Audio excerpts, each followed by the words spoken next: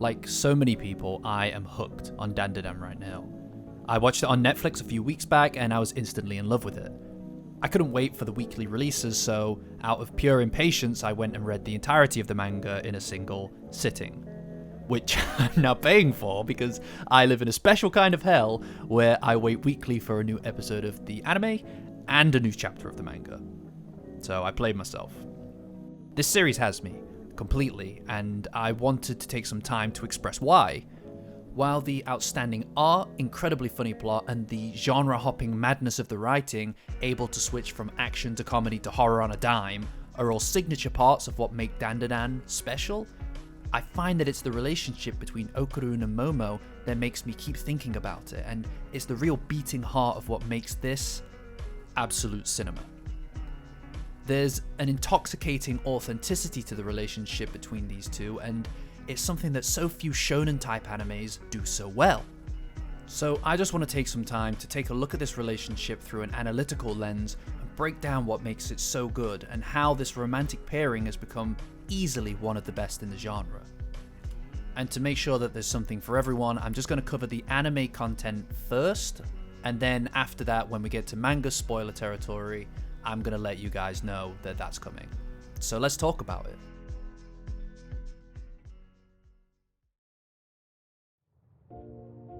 The strength of Okarun and Momo's relationship lies in its foundation of deep friendship, a friendship which is crucial to understanding their later romance. These two are really good for each other, and by spending time together, they're able to become more honest to themselves. The pair sidestep the typical love at first sight shtick, starting on a fairly confrontational basis. On the surface, this makes sense because they come from completely different worlds. Okarun is little more than a geeky no-name with an escapist fascination with the occult.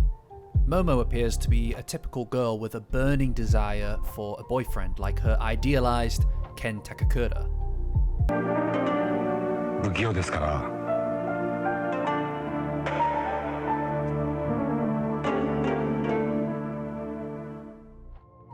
As we see across the course of the series though, these are not reflective of Momo and Okarun's true selves at all. Both characters have struggled with fitting in the past, and how they respond to these struggles are what define the mundane masks that they wear in their high school years. We all wear masks as a form of protection, like armor. Okarun has built his armor by embracing what made him weird, his fascination with the occult, and rejecting the part of him that desperately wants normalcy, opting to search for aliens who may accept him, to feed his hope and dreams of being accepted by someone, by anyone. It's easier to embrace the nerd archetype and prepare for guaranteed rejection than to risk trying to connect with others and failing at it, because being rejected for who you really are is so much more painful. On the other hand, Momo chose to reject her weirdness completely, embracing the life of a typical schoolgirl. Her conflict with her grandma, the embodiment of this weird spirituality side, is a reflection of this, especially because she was bullied for being weird by her peers when she was a child due to her grandma's tradition. For Momo, it's better to hide who you really are than try to fit in and let people mock you for your true self, and by extension, make fun of the people who helped make you into who you are. Momo and Okarun care deeply about real human connection and being cared for who they are inside, but embracing this secret side needs a nudge to be unlocked by a leap of faith, and that's what they find in each other. When Momo sits down at Okarun's seat to stop him from being bullied, and Okarun follows her to seize the chance to maybe make a friend, they both act outside of the boundaries of those protective masks. This moment marks their first interaction and their first step in helping each other grow through embracing their vulnerabilities. At first, Momo rejects Okarun, making fun of him in the same way that she was made fun of as a kid. She understands that this is wrong and opens up to Okarun and tries to connect with him by discussing her own strangeness, which is ghosts. They push each other to embrace their passions, mainly through an argumentative format that underscores their dynamic going forward. It is through these immense differences that they're able to move closer together through similarly shared experiences. Okarun dares Momo to go to a UAP hotspot, and Momo dares Okarun to go to a yokai hotspot. She is abducted, and he is possessed. Despite the chaos of what's going on around them, what's undeniable is that both of these characters, through their interactions and influences on each other, are opened up to a whole new world.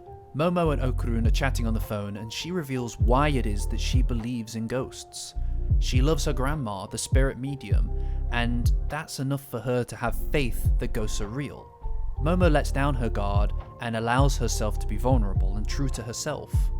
She has a moment to be honest about why she rejected her grandma in the first place, and Okarun just listens. Giving her the space to be honest with someone as weird as she is underneath it all is such a blessing to her. Like I said earlier, it's about authenticity, the ability to talk to someone who won't judge her for what she says, and Okarun is just that. His personality and sincerity are a great counterweight to Momo. It's through this moment that she starts to understand that she was so upset back then because through making fun of Momo, they made fun of her grandma. So when Momo's alien encounter pushes her to unleash her inner power and accept her grandma's lessons into herself, it's just so gratifying. Because we're seeing real character growth that makes sense.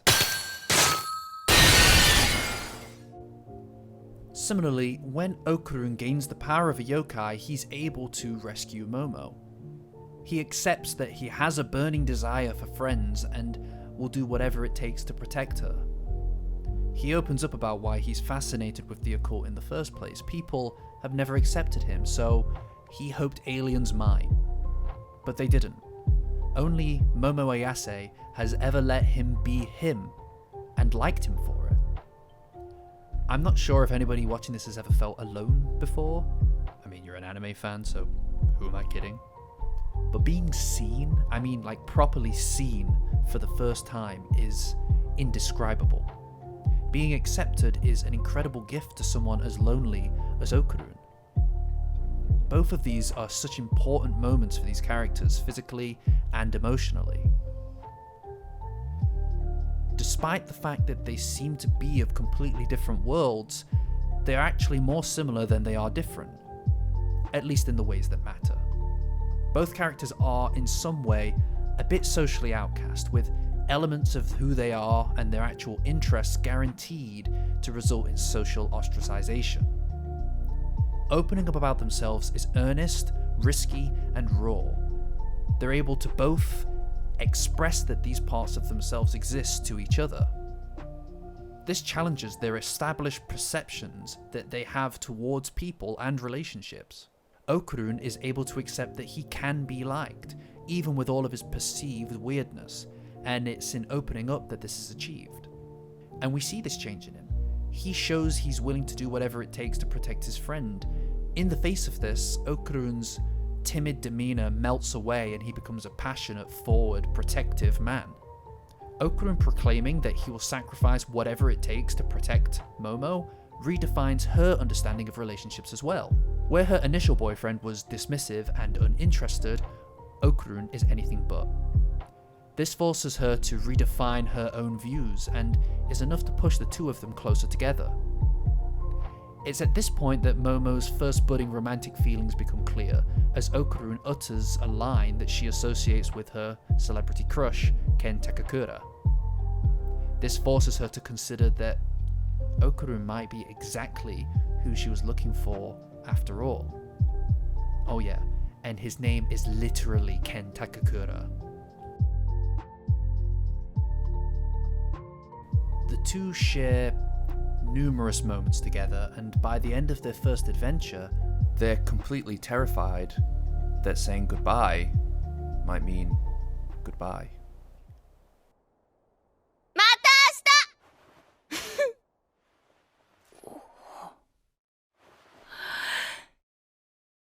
Hey!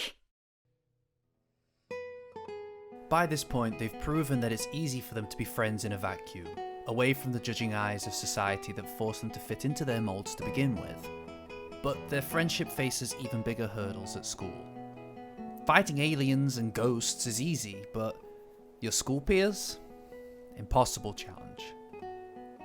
The character growth that they underwent during their adventure comes face to face with the reality of slipping back into their normal lives.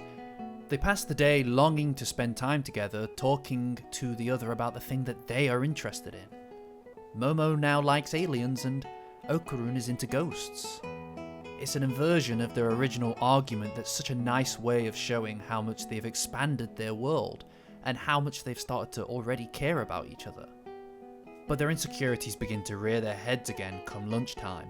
As they can't find each other, they start to spiral into self-loathing, allowing the same fears that fueled their masks in the first place to convince them that the other is avoiding them. Because they let their guards down to each other, Momo and Okarun are now both terrified that they made a mistake. Like I said earlier, it hurts so much more to be vulnerable and earnestly open to someone and then get rejected. It's a pain that pushes someone to close off from the world completely.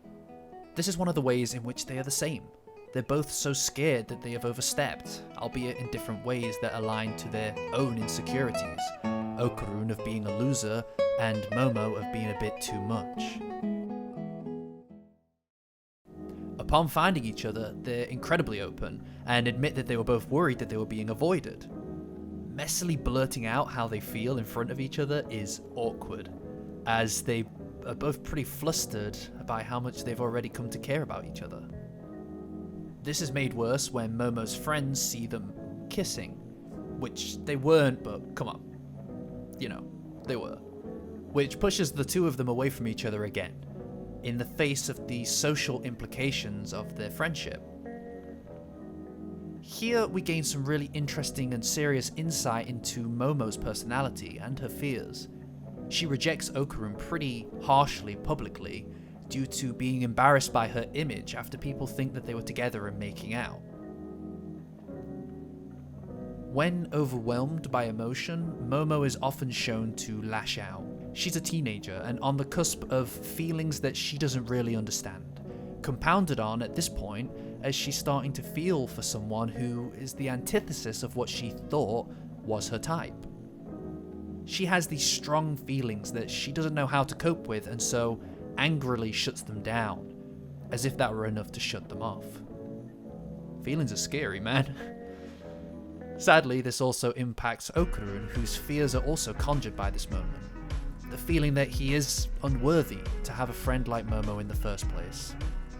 However, when she sees someone treating and talking about Okarun poorly, she doesn't stand for it, and lets her embarrassment fall away. Momo can't abide by someone making fun of someone she cares about.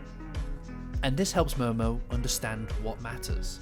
She cares for this guy, and he has nobody else. Afterwards, she apologizes for her behavior to him on the walk home, and this is something that I absolutely love about Dandadan. The interpersonal conflicts never really overstay their welcome. It would have been really easy to drag this out over multiple chapters or episodes, but it's so swiftly resolved as the characters genuinely understand their actions. The authenticity and humanity of the relationships shine through, as I really do believe that Momo wanted to patch things up with Okarun, and I also believe that guilt was eating away at her all day. And this also sets Momo apart from so many other shonen-type characters. Look, it's no secret that anime and manga can treat female characters poorly, and as purely side characters, relegated to one-note behavior and just a role as a romantic interest. But this isn't Momo. Momo is as much the protagonist as Okarun is, and she has all the complexity that comes with that to boot. She is as passionate and protective of Okarun as he is to her.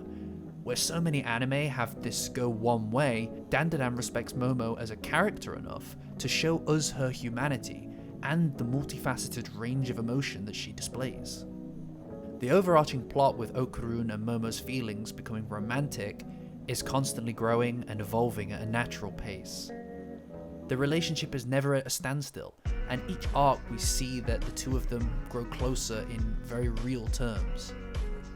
And this is reflected in the way that they interact, and the way that they think about each other. From the beginning of the Serpo arc, it's clear that something deeper is forming between Momo and Okarun, a shift from friendship to something a bit more complicated. The first time that Okarun starts to see Momo as cute is paired with him physically standing up for her in the face of this guy that's bad-mouthing her. Immediately, we see the kind of man that Okarun could be. Despite rejecting the idea of friends initially, now he has one and he is incredibly dedicated to her. This gets around to Momo, who's physically flustered and a bit overwhelmed by the notion. From Momo's perspective, this is important, it's significant because he stands in stark opposition to her previous relationship. Where he only really wanted to get something from her, Okarun is readily defending her, something that was completely outside of his character just a couple of chapters ago. What's really great here is that it further highlights the equality between Momo and Okarun's role in the series. Momo showcased that she won't let anyone speak ill of Okarun, lest they have a wash basin crush their cranium. And Okarun has shown that he won't stand for it either. I hate to love you and leave you, anime people, but manga spoilers are ahead. It's been great seeing you. Feel free to comment below. I'd love to hear your thoughts, careful of spoilers. And also like, subscribe, whatever, you know the whole thing. Great seeing you. Anyway, on we go. The introduction of Aira and her crush on Okarun injects a lot of instability between him and Momo. Now, Dandadan doesn't drag out arcs of jealousy between the two of them too much, because when it does occur, it's not really ever intended as a serious threat to the pairing of the two of them. It's pretty much set in stone, I feel, that these two are going to end up together. What it does do is it serves as a catalyst for more complicated emotions to grow. It helps each of them understand how they feel about the other. In Dandadan, jealousy is a mirror. In the reflection of jealousy, the two of them are able to see themselves for what they are, and are forced to contend with their developing feelings for each other, spurred on by the threat of competition. It's a narrative device that pushes our characters to consider and react to the notion of losing each other to somebody else. The complexity introduced by a possible competitor for the other's affections forces them to solidify their romantic feelings and rise to the challenge, which deepens their own affections in turn. Momo's feelings are tested when she catches Okarun with Aira, in a pretty compromising position, let's say. The lie about the book report, combined with the sight of them together, sparks intense jealousy, a new and confusing emotion for her to navigate. Naturally, she's hurt at being lied to, that makes sense. However, as she returns to class, she is visibly distraught at the visual of Okarun and Aira together, hinting at her true feelings. In emotionally charged moments, Momo tends to react quite physically. Whether it's storming off or getting aggressive, a common response for her when overwhelmed by feelings she doesn't really understand. She struggles coping with the overwhelming feelings she's facing and the confusion that comes with it, and her way of overcoming that is through this physicality. Though some might categorize Momo as tsundere, I think that oversimplifies her character. Being able to drop somebody into a category is really good shorthand for understanding that character's approach to romantic feelings, and sure, she can show some of the traits of this archetype, but Dandadan's romance is a bit too nuanced to just slam her into a single box like that. In fact, I think that the nuance and central focus of a fairly deeply developing romance between Momo and Okarun would only be undermined by just trying to slot her into this character archetype. Meanwhile, Okarun accepts that what he did was wrong. His growth is evident when he acknowledges his mistake, lying to Momo in the first place, even though he only lied to impress her. He sees that the ridiculousness of getting strong in secret is a stupid way to impress Momo, as it resulted in hurting her. His attempt to appeal to what is cool by acting outside of who he normally is simply pushes her away, further emphasizing the thematic importance of authenticity of character in Dandadan's messaging. They are immediately dragged into a fight, and during this fight there's a lot of tension between Momo, Okarun and Aira, damaging their battle performance. Okarun steps up and he is direct with Momo about his situation with Aira. Even though Momo immediately scolds him for being naked when he talks to her, that doesn't mean that she didn't hear him. After this, they fight better, ready to discuss the situation when the battle is won. The tension brought about due to jealousy helped provide them with the opportunity to take their relationship to a new level. Okarun showed a part of himself, one that is forward and stern, which their situation only could have facilitated. In Dandadan, physical prowess and emotional growth are clearly linked. As people grow emotionally, they fight stronger. And this is the first great example of it. Clearing his conscience allowed him to fight and to win. After the battle, Okarun explains his secrecy. He wants to be strong so that Momo will see him as a man. A moment that deepens their bond in a manner that indicates that he sees them as maybe more than friends, because he cares so much about what she thinks of him. This is the start of a unique type of flirtatiousness between them two, and a pretty big step in validating the relationship further. Because this is more than just cute banter. When Okarun admits that he wants Momo to view him as a man, she's visibly surprised not only by the potential that he might be growing affection for her, but also that she may be reciprocating these feelings too. Teasing and playful banter is common in budding relationships. It shows the two are testing the boundaries with each other, facilitating touch and establishing a special dynamic that only really exists between the two of them. Things are just about to take a deeper turn, and then Momo's friends burst in and derail it entirely. By the way, I love how supportive these two are of Momo and Okarun. They're the best wingmen. I love them. They're great. Even though the atmosphere changes when they walk in, what makes this moment truly special is what remains unspoken. These moments of quiet understanding that speak louder than any words could. It's not necessary to have the characters make long, exhausting speeches about their feelings. They just feel so right together. It's hard to fully express why at times.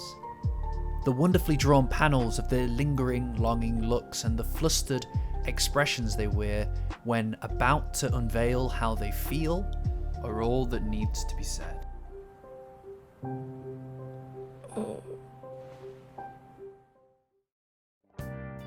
Momo's jealousy reaches a turning point, and soon after we're introduced to Gigi, Momo's first crush. His arrival throws a new wrench into Momo and Okarun's blossoming relationship. And now it's time for Okarun to take a long look into this mirror of jealousy. With the introduction of Gigi, we start to see how Okarun manages to deal with competition himself, and what this says about him underneath it all. At this point, Okarun is fully immersed in his feelings for Momo, and he really struggles to cope with the idea of Gigi at all. They've already started to fall into the sweetest conventions, like the ritual of saying "see you tomorrow" as the proper way of leaving each other. It ingrains in the conversation that they will see each other tomorrow, the next day, no matter what. It's a wonderful reverberation from the first arc. There is a tenderness here that explicitly highlights the specialness of their bond, as well as showing how far it's grown. These moments are so important because they emphasize attachment and stability in this relationship. Even though it just begins as a casual way of reassuring the other of their friendship, it quickly becomes a pretty subtle love language, a promise of return and continuity even amidst the craziness and chaos that they face. Eventually, this becomes a heartful reassurance for both of them, signaling their attachment without the need for an obtuse grand gesture. And before we know it, they've progressed from this to this. This is the cutest stuff. The next day, we see his insecurities bubble to the surface though. Despite all the progress that he's made with Momo, he still cannot conceive of himself as being truly wanted by her. When faced with the reflection of his own self, he wonders how he could possibly compete with someone like Gigi for the affections of Momo. When Gigi shows up at lunch, stealing Momo's affection, Okarun's first instinct is to withdraw. Clearly, Okarun is an overthinker, and he lacks confidence, which makes a lot of sense. This is his first friend, and rather than watching her slip away, he regresses into his shell. Like Momo said in Chapter 2, he pushes people away by making excuses for why he isn't good enough. And this is what we start to see happening here. Fortunately, the love of one living anatomical model of the human body to another spurs him on to renew his efforts and win the love of Momo Ayase. Seeing this act of love from this model is also a mirror. He sees himself in this science dummy and renews his resolve. After all, if a scientific replica of the human anatomy can come to life and fight for his love, so can he. This is such a weird show, man. The point is that it inspires him. Okarun's jealousy of Momo and Gigi starts to dissipate as well across this arc. Namely because he can't bring himself to hate Gigi. Part of Okarun wants a friend.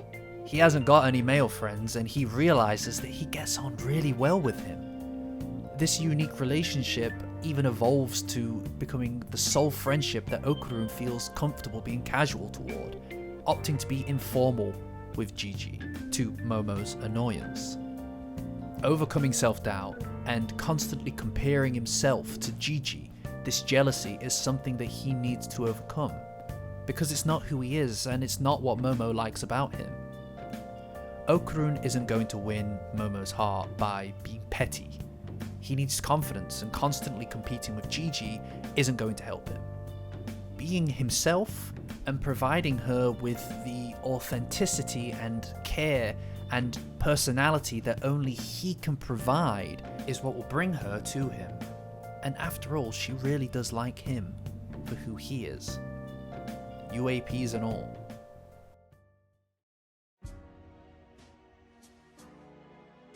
Momo and Okarun's relationship grows through the establishment of physical touch throughout the series. And this is something that you see a lot of in the evolution of that playful dynamic I alluded to earlier. It progresses into tussling over silly little things just as an excuse to touch each other and to get into these mini arguments. However, it's at its most meaningful when this act of physicality represents them crossing a boundary with each other. In the midst of the Cursed House arc and all the intensity that comes with it, Okarun takes charge, helping Momo escape. The severity of the threat is their greatest challenge yet, and the departure at this moment comes with some important intimacy. Their hands meet, a gesture of trust, and she swears to save him. There's weight in their words. They swear to each other with guarantees that they both trust. This vow is more than just words. They are partners. In each conflict up until now, Momo and Okarun have worked strongest and overcome adversity when together. Splitting up is fairly new, and they clearly both struggle to feel comfortable doing it. Like with their goodbye ritual, they want to ensure that goodbye doesn't mean goodbye, and their promise will signify this. The trust that they have in each other is not something to be taken lightly, and it reflects their comfortability together. They mean what they say, and they seal the deal with an affirmation of physical touch. An inspiration that they simply must return because there's so much left unsaid, spoken entirely through the subtext of the scene. The subtlety in Dandadan and this relationship use actions to speak louder than any words possibly could. When Momo fears that Okarun has died in the volcano's magma, she is prepared to jump in after him, which is wild because that's lava. She can't bear to think that he may have died because she would have failed him, in her mind. As if it's not fair that she didn't keep her end of the deal, showing the importance of her word and that moment. We see that they both feel so strongly about letting the other down. This is why it's so significant when they embrace and apologize at the end, after they know that Okarun is safe. The movement from hand-holding to a tender hug is heartwarming and shows that they have laid down their trust in the other and pushed through. They are metaphorically and literally closer now as a consequence. Thinking she lost him pushes Momo to rethink how important Okarun is to her, and how she must feel about him as well. Her feelings seem to nudge towards romance as she touches his hand in the back of the car, playfully trying to goad him into holding hers as well.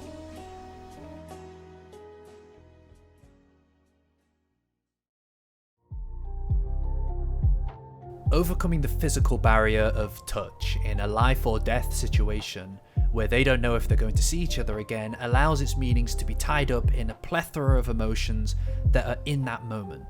However, just like their first adventure introduced these struggles into their school life, transitioning this hand-holding into their daily life is more subtle and, in some ways, more daring. Momo's part-time job is a driving force for the relationship here. Okarun is forced to visit her when she's working as a maid in a maid cafe by Momo's friends. Again, I want to stress that these guys are properly rooting for the Momo-Okarun ship to just set sail, you know? Upon learning that she finishes at past 10 PM, Okarun insists that he will wait on her until she's finished and then walk home with her to ensure that she's safe. She's fundamentally against this idea and tells him to leave, as she's tough enough to look after herself. Although as he seemingly leaves, she expresses a clear sadness, and when she finishes and she thinks that he has left, she's clearly very disappointed. Momo's difficulty with vulnerability is a recurring theme. She pushes Okarun away despite secretly wishing that he would care enough to stay. Her struggle to express what she truly wants from him creates no ends of difficulty between them. Her actual wants become even clearer when she's disappointed by his apparent departure, only to feel immense relief when he returns. It's easy to misconstrue this as a bit toxic, but look, they're teenagers, this is all new for them, and people are so complicated. In her heart, she wants to be cared for and seen as important, even if she struggles to admit it. Pushing him away only to then be disappointed when she thinks he did leave, and then to be so surprised and overwhelmed when he runs up to her, speaks to the concoction of emotions that exist under the surface and the complexity of her character. She doesn't know how to let him know she wants to see him after her shift, so she rejects it. But when he figures out what she wants, which is for him to care enough to make sure that she is safe no matter what, she rewards it through closeness. This is amplified when she holds his hand on the walk home, yet still makes an excuse for it, encapsulating this inner conflict oh so well. Such a small gesture speaks so loud here in capturing the deep complexity of their bond. Holding hands in this context moves it from being something done in a purely high-stakes moment to being something smaller, more subtle, yet also a bit more reliable. And this is a great example of how this series strikes all the right notes for me. Dandadan shows us that relationships aren't entirely about big confessions in big fights. Momo and Okarun's sweetest moments are when they go out of their way to subtly express themselves outside of a battle. They hold hands again with no big fanfare about it multiple times, becoming yet another act between them that is special for just the two of them, and expresses their closeness via the comforting promise of presence and stability in each other's lives. No grand gestures, just a steady evolution of genuine intimacy. Dandadan doesn't lay it on too thick, nor does it go hundreds of chapters with no progress. It's just perfect. The steady progress every few chapters has created a situation in which this step feels really natural and, most importantly, really earned, which paves the way for the eventual big confessions to have real, genuine weight to them.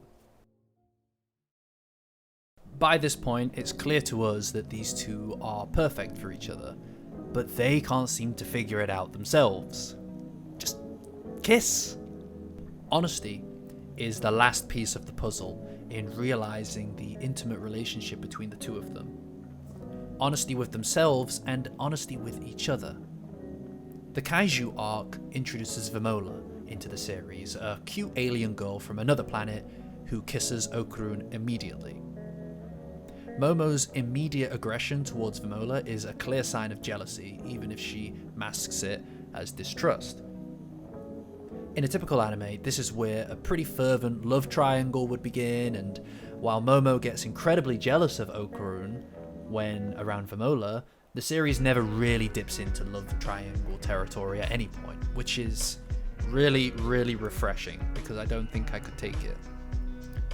The introduction of Vimola seems like it might just be another rehash of the jealousy subplot at first glance. And sure, yeah, Momo is jealous, like, very jealous. But this isn't the point of the plot. I feel like its main purpose isn't about Momo here, it's about Okarun. It exists to show us that Okarun is invested in Momo so much that he isn't even interested in his literal fantasy girl. She's a beautiful alien girl who is literally trying to get him to marry her. Like, what else could he want? Vimola's introduction is Okarun's final step to understanding his feelings towards Momo and admitting them. No other girl will do. Not even a girl who would have been his ideal person at the start of the series. Only Momo will do. Not because he likes her, but because he is in love with her, fully. In admitting the truth to Vimola, Okarun is faced with his greatest physical challenge yet, which almost kills him. The majority of the arc has Momo and Okarun then forced apart from each other again, and when he awakens, he must face this single greatest threat to save all of his friends and to save Momo. With this personal growth comes new physical strength in his fighting ability. The space globalists are formidable, but in defeating them, he can prove to himself that he does love Momo more than anything, and is ready to push himself past his own limits to show that. In the nick of time, Okarun shows up to the battle to save Momo, and she then risks her life, which Okarun can't really cope with. He explodes at her and breaks down in tears at the concept of her being hurt. In becoming stronger physically and emotionally, he is able to take a new step and express his fears about something happening to her.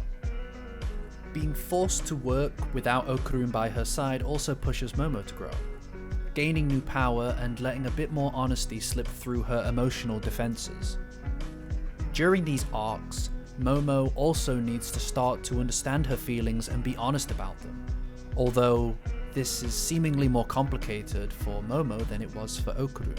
Vimola shows that Okarun is fairly desirable now.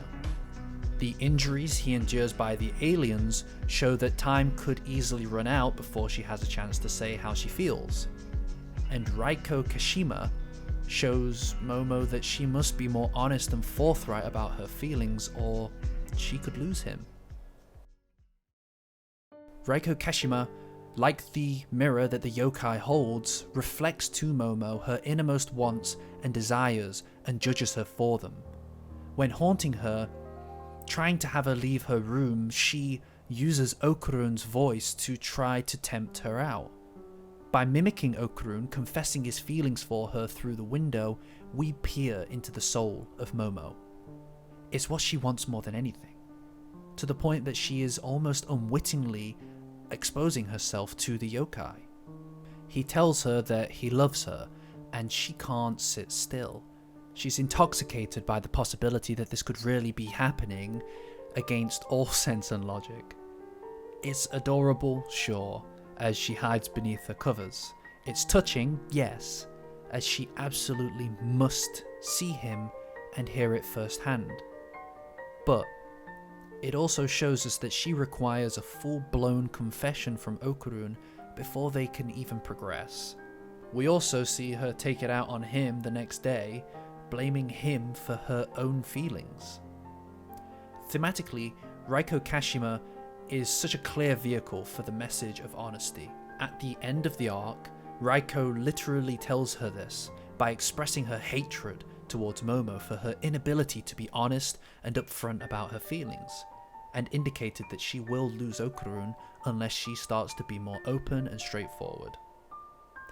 By the end of the space globalist arc, we're kind of left in a funny spot. Momo and Okarun have managed some degree of honesty to themselves. Okarun shouted at Vamola, and Raiko Kashima shouted Momo's inner desires at her all night. But each of these has come with some caveats. Okarun's confession wasn't at Momo herself. In fact, it was at someone who literally couldn't understand a word he was saying. And Raiko Kashima provided Momo with the truth, but it never came from Momo herself. Even the note she left Okarun saying, "Love ya," was made intentionally ambiguous. The fear of rejection they both endure is overwhelming. As discussed at the start of the video, both of these two are pretty terrified of rejection, especially when it comes from someone that they genuinely care about. They have an incredible friendship, and that's something that they don't seem ready to risk by pushing into a new romantic territory, even though they both feel strong feelings for one another. Despite the fact that they both know how they feel now and are being a bit more honest with themselves, they still don't have the bravery to step up and be honest with each other. Both characters are scared to take the final step and simply confess how they feel to each other. Okarun is terrified that Momo may not feel the same way, with the blurry definition of love in her note driving him absolutely crazy. Conversely, Momo is unable to take the initiative to vocalize how she feels to Okarun, fantasizing about the concept of him confessing his feelings to her directly. Momo tries to get Okarun to discuss the note that she left him, but its vagueness leaves him unable to do so. In typical fashion, they argue, tussle, and she storms off, simply to daydream in frustration about what she wanted him to say. She also meets Zumanji. Unji-Zuma. Reverse it. In the board game, too. Similarly to Vamola, he would have been the ideal guy for her at the start of the series. He holds a stark resemblance to her first boyfriend, and by extension Ken Takakura, but she isn't interested in him, opting to dream about Okarun confessing instead. Something that we've seen as the series has progressed is that Momo's interest in the Ken Takakura archetype has dissipated somewhat in favour of Okarun's unique brand of charm. The macho guy traits that she claimed to like in her type seem to have been mostly replaced by her affection towards Okarun's more subtle traits. We see this when he says yay after achieving popularity. Despite laughing at the way that he says it, she insisted that it suits him while blushing. She's really changed her taste as a consequence of her growing love for Okarun. And we can see this even more subtly in her bedroom. Posters that used to be of Ken Takakura are now of aliens.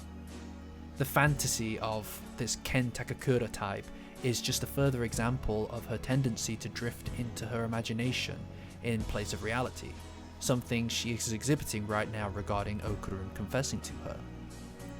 Momo is still stuck in her ways, I think, but in these arcs we see Okarun grow a lot. What starts off as him simply looking directly in her eye as they say "see you tomorrow" for the day, eventually evolves into his full-blown confession of his feelings. When Momo's sucked into the board game, Okarun must make the decision to not follow her. His inability to help her in his quest is unbearable for him. He recognizes this, and when he is forced to be separated from her, again at the climax of the battle, he does it. It's glorious. He tells her that he loves her, and they swear to each other that they'll confess properly when they're reunited. And it's no accident that this happens when he finally gets his balls back, by the way. The ridiculous irreverence of Dandadan holds significant weight to the character's growth. It's hilarious that Okarun has no balls, like as a plot that's ridiculous, but upon claiming them both, he is finally able to admit how he feels.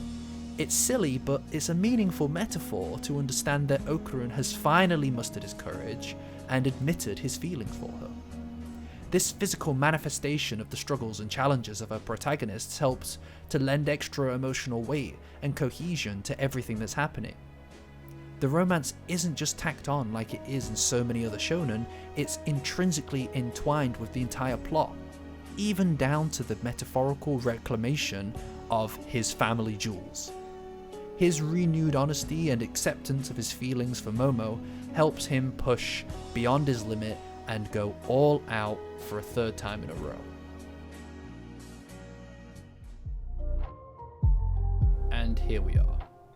Despite their plans to confess when the previous arc concluded, Momo comes out of the game shrunken down. Even though Okarun is ready to talk, Momo stops him as she wants to wait until she's normal again. From a thematic perspective, Momo still has a lot of growing to do, which is reflected in her current predicament. Just like how Okarun needed to reclaim his family jewels before he could take the leap of faith necessary to tell her how he feels, she also needs to grow to articulate her feelings and accept the risk that comes with them, rather than just waiting on Okarun to do it for her. Because he's done it. And that excuse can no longer be something she relies on in order to kick the can down the road. And I'm going to be here every single week. Because in a series about the supernatural, the relationship between Momo and Okarun is just oh so natural. Thanks for watching, everyone. I've been so into this series recently, and the characters have been ringing around in my head for so long. I just had to get my thoughts out there about this. Hopefully that you guys liked it and you found something to connect with. Otherwise, like and subscribe, and I'll see you guys next time. See ya.